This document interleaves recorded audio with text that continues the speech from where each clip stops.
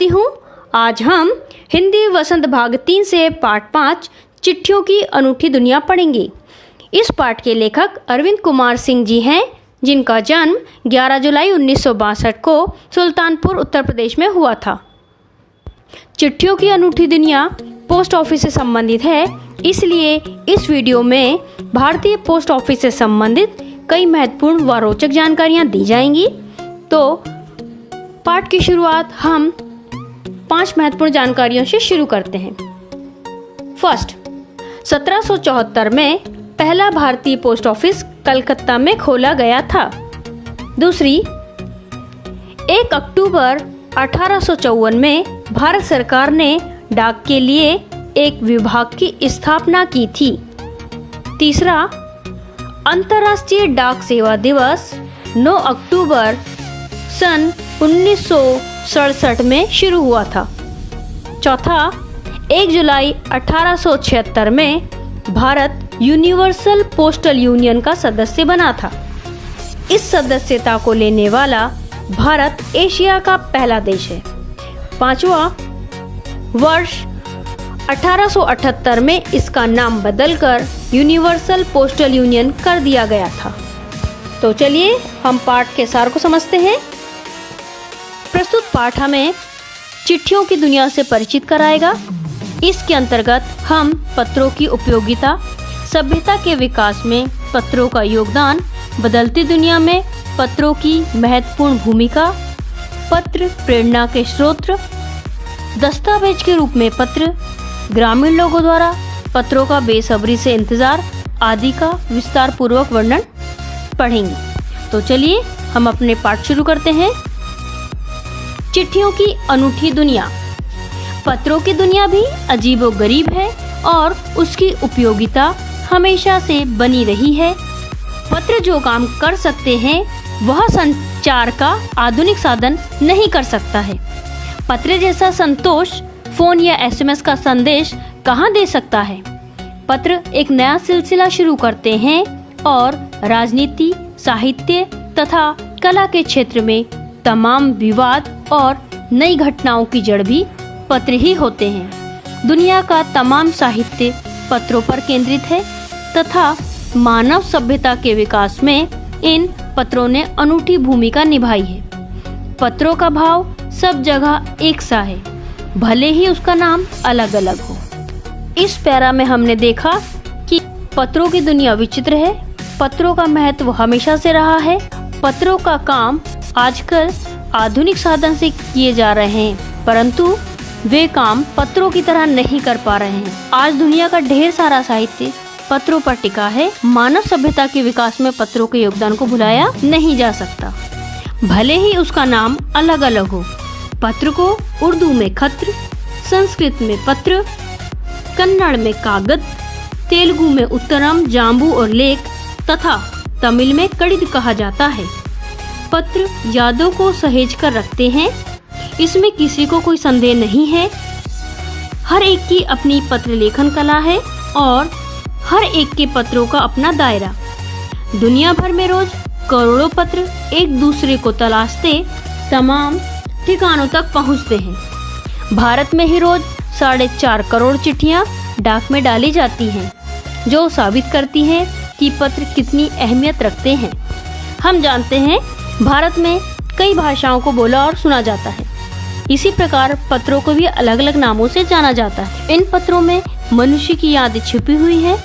प्रत्येक व्यक्ति अपनी विशेष लेखन कला लिए हुए होता है। भारत में प्रतिदिन 4 करोड़ से अधिक डाक डाली जाती है, जो इसकी इम्पोर्टेंस के बारे में हमें बताती है। पंडित जवाहरलाल नेहरू ने सन 1953 में सही ही कहा था कि हजारों सालों तक संचार का साधन केवल हरकारे, रनर्स या फिर तेज घोड़े रहे हैं।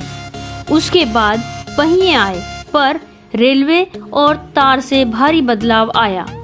तार ने रेलों से भी तेज गति से संवाद पहुंचाने का सिलसिला शुरू किया। अब टेलीफोन, वायरलेस और आगे राडार दुनिया बदल रहा है। इस पैरा में बताया है कि प्राचीन काल में हम पत्रों या अपने संदेशों को लाने ले जाने के लिए संदेशवाहक पर डिपेंड करते थे। परंतु जैसे ही पहिए का आविष्कार हुआ, तब रेल और तार ने पत्रों की दुनिया में बहुत परिवर्तन लेकर आ गए। टेलीफोन, वायरलेस और इससे भी अब आगे बढ़कर रडार इस परिवर्तन में आगे बढ़ाता जा रहा है अपना हाथ। पिछली शताब्दी में पत्र लेखन ने एक कला का रूप ले लिया। डाक व्यवस्था के सुधार के साथ पत्रों को सही दिशा देने के लिए विशेष प्रयास किए गए। पत्र संस्कृति विकसित करने के लिए स्कूली पाठ्यक्रमों में पत्र लेखन का विषय भी शामिल किया गया।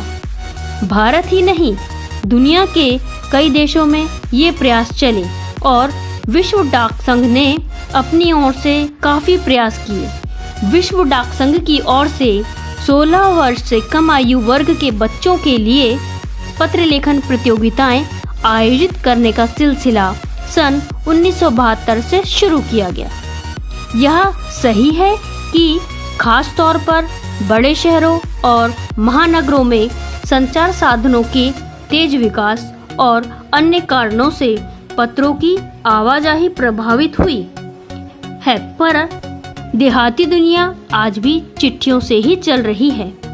फैक्स, ईमेल, टेलीफोन तथा मोबाइल ने चिट्ठियों की तेजी को रोका है, पर व्यापारिक डाक की संख्या लगातार बढ़ रही है। इस पैरे में बताया गया है, पिछली शताब्दी में पत्र लेखन ने कला का रूप ले लिया। लोगों ने पत्र संस्कृति विकसित करने के लिए स्कूली पाठ्यक्रम में पत्र लेखन का विषय शामिल किया। भारत के साथ साथ विश्व डाक संघ ने 16 वर्ष से कम आयु वर्ग के बच्चों के लिए पत्र लेखन कार्यक्रम सन 1972 में शुरू किया।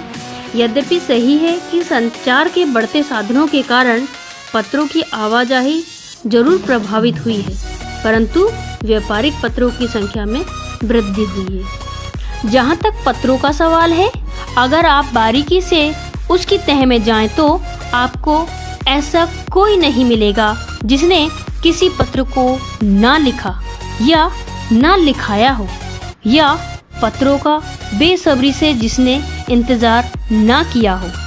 हमारे सैनिक तो पत्रों का जिस उत्सुकता से इंतजार करते हैं उसकी कोई मिसाल नहीं। एक दौर था जब लोग पत्रों का महीनों इंतजार करते थे, पर अब वह बात नहीं। परिवहन साधनों के विकास ने दूरी बहुत घटा दी है। पहले लोगों के लिए संचार का इकलौता साधन चिट्ठी ही थी, पर आज और भी साधन विकसित हो चुके हैं। आज देश में ऐसे लोगों की कमी नहीं है जो अपने पुरखों की चिट्ठियों को सहेजकर और संजोकर विरासत के रूप में रखे हुए हो, या फिर बड़े बड़े लेखक, पत्रकारों, उद्यमी, कवि, प्रशासक, सन्यासी या किसान, इनकी पत्र रचनाएं अपने आप में अनुसंधान का विषय है। अगर आज जैसे संचार साधन होते तो पंडित नेहरू अपनी पुत्री इंदिरा को फोन करते, पर तब पिता के पत्र पुत्री के नाम नहीं लिखे जाते, जो देश के करोड़ों लोगों को प्रेरणा देते हैं। पत्रों को तो आप सहेज कर रख लेते हैं, पर एसएमएस संदेशों को आप जल्दी ही भूल जाते हैं। कितने संदेशों को आप सहेज कर रख सकते हैं? तमाम महान हस्तियों की तो सबसे बड़ी यादगार या धरोहर उनके द्वारा लिखे गए पत्र ही हैं। भारत में इस श्रेणी में राष्ट्रपिता महात्मा गांधी को सबसे आगे रखा जा सकता है। दुनिया के तमाम संग्रहालय जानी मानी हस्तियों के पत्रों का अनूठा संकलन भी है। तमाम पत्र देश, काल और समाज को जानने समझने का असली पैमाना है। इस पैरा में बताया है कि एक समय था जब लोग बाग अपने पत्रों के लिए महीनों इंतजार किया करते थे, पर आज परिवहन के साधनों के विकास ने दूरी बहुत कम कर दी है। आज पत्र के अलावा संचार के अन्य साधनों का भी प्रयोग किया जाने लगा है। अनेक लोग ऐसे भी हैं जो अपने पूर्वजों की चिट्ठियों को सहेज कर विरासत के रूप में रख लेते हैं। बड़े बड़े विद्वान, लेखक, पत्रकार, उद्यमी, कवि, प्रशासक आदि के पत्रों को अनुसंधान का विषय बनाया जाता है। नेहरू जी ने अपनी पुत्री को जो पत्र लिखे थे, उनसे आज करोड़ों युवा प्रेरणा लेते हैं। पत्रों को संभाल कर रखा जा सकता है, परंतु SMS को नहीं। दुनिया भर में जानी मानी हस्तियों के पत्र संग्रहालयों में रखे गए हैं, जो देश काल जानने का असली पैमाना है। भारत में आजादी के महासंग्राम के दिनों में जो कुछ अंग्रेज अफसरों ने अपने परिवारजनों को पत्र में लिखे, वे आगे चलकर बहुत महत्व की पुस्तक बन गए। इन पत्रों ने साबित किया कि यह संग्राम कितनी जमीनी मजबूती लिए हुए था। महात्मा गांधी के पास दुनिया भर से तमाम पत्र केवल महात्मा गांधी इंडिया लिखे आते थे और वे जहां भी रहते थे वहां तक पहुंच जाते थे। आजादी के आंदोलन में कई अन्य दिग्गज हस्तियों के साथ भी ऐसा ही था। गांधी जी के पास देश दुनिया से बड़ी संख्या में पत्र पहुंचते थे, पर पत्रों का जवाब देने के मामले में उनका कोई जोड़ नहीं था। कहा जाता है कि जैसे ही उन्हें पत्र मिलता था, उसी समय वे उसका जवाब भी लिख देते थे। अपने हाथों से ही ज्यादातर पत्रों का जवाब देते थे। जब लिखते लिखते उनका दाहिना हाथ दर्द करने लगता था, तो वे बाएं हाथ से लिखने में जुट जाते थे। महात्मा गांधी ही नहीं, आंदोलन के तमाम नायकों के पत्र गांव-गांव में मिल जाते हैं। पत्र भेजने वाले लोग उन पत्रों को किसी प्रशस्ति पत्र से कम नहीं मानते और कई लोगों ने तो उन पत्रों को फ्रेम कराकर रख लिया है। यह है पत्रों का जादू। यही नहीं, पत्रों के आधार पर ही कई भाषाओं में जाने कितनी किताबें लिखी जा चुकी हैं। वास्तव में पत्र किसी दस्तावेज से कम नहीं है। पंत के 200 पत्र, बच्चन के नाम और निराला के पत्र, हमको लिखियो है कहाँ, तथा पत्रों के आईने में दयानंद सरस्वती समेत कई पुस्तकें आपको मिल जाएगी। कहा जाता है कि प्रेमचंद खास तौर पर इन लेखकों को बहुत प्रेरक जवाब देते थे तथा पत्रों के जवाब में वे बहुत मुस्तैद रहते थे। इसी प्रकार नेहरू और गांधी के लिखे गए रविंद्रनाथ टैगोर के पत्र भी बहुत प्रेरक हैं।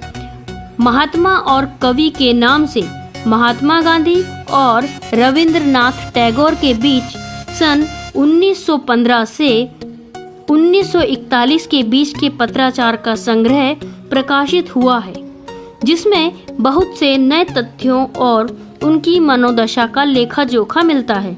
इस पैराग्राफ में बताया गया है कि महात्मा गांधी के पास दुनिया भर से पत्र आते थे और उन पत्रों पर केवल इंडिया लिखा जाता था। उन पत्रों को उन तक जरूर पहुंचा दिया जाता था। गांधी जी इन पत्रों का जवाब खुद ही लिख कर दिया करते थे। महात्मा गांधी और स्वतंत्रता नायकों के पत्र गांव-गांव में मिल जाते हैं। लोग उन्हें प्रशस्ति पत्र जैसा मानते हैं और उन पत्रों को फ्रेम कराकर संभाल कर रखे हुए हैं। पत्र किसी दस्तावेज से कम नहीं होते। श्री बच्चन, निराला, दयानंद सरस्वती द्वारा लिखे गए पत्र इसके उदाहरण हैं। पत्र व्यवहार की परंपरा भारत में बहुत पुरानी है, पर इसका असली विकास आजादी के बाद ही हुआ है। तमाम सरकारी विभागों की तुलना में सबसे ज्यादा गुडविल डाक विभाग की ही है। इसकी एक खास वजह यह भी है कि यह लोगों को जोड़ने का काम करता है। घर घर तक इसकी पहुंच है। संचार के तमाम उन्नत साधनों के बाद भी चिट्ठी पत्री की हैसियत बरकरार है।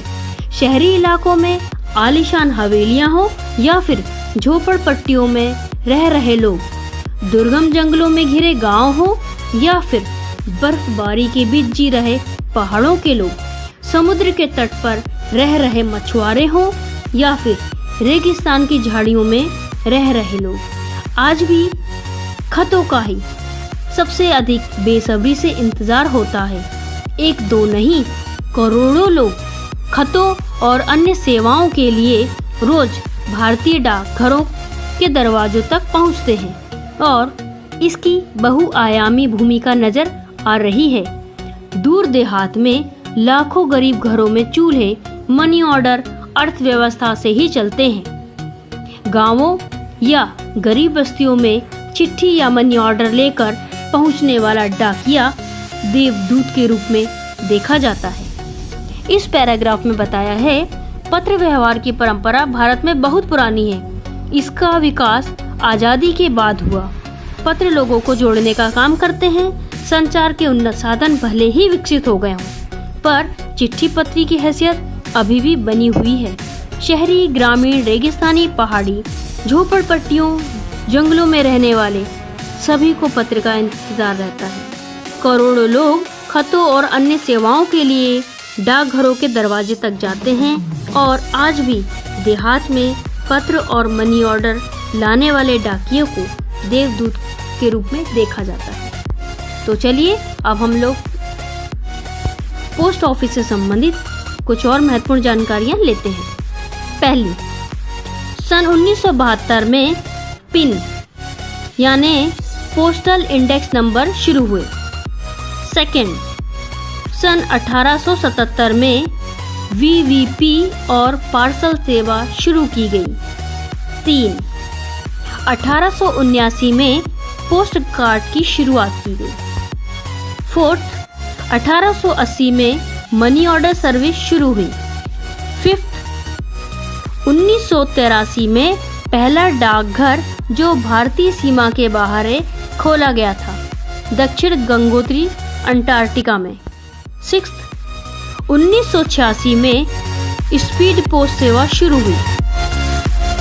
तो ये थी भारतीय पोस्ट ऑफिस से संबंधित महत्वपूर्ण जानकारियाँ और यहाँ हमारा पाठ अभ्यास भी खत्म होता है। अब शुरू करते हैं प्रश्न अभ्यास।